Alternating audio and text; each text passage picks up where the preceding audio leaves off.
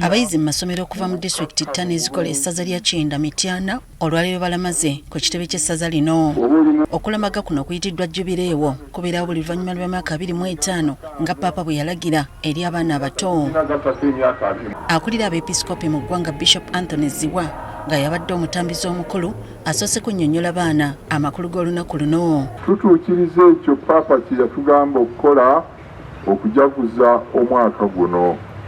Awo no muli badda mu kisa nnyo okubeerawo mu kulamaga kw'amasomero ga pulayimale okw'omwaka guno ogwa Jubileewo. Oluvannyuma wabaddewo okusimba ennyiriri nga zino zikulembeddwa mu Bishop Anthony Ziwa era abayizi ne bayingira Ekereziya Lutikko.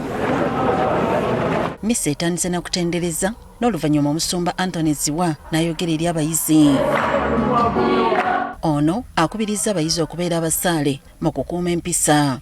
Toli musubbaawa, toli bbalubu ly'amasannyalaze, naye ebikolwa byo bye byakira abantu ne bakuyita ekitangaala ekirungi. Ebikolwa bye ebirungi bye biraga banno emirembe.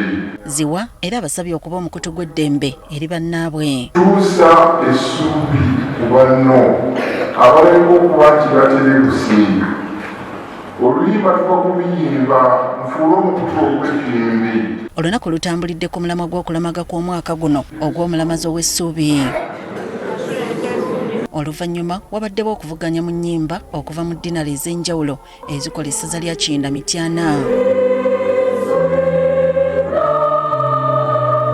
Abayizi batubulidde ebiruubirirwa byabwe mu kulamaga kuno. Nsaba mpa amagezi amaanyi mbeere mujjumbize mu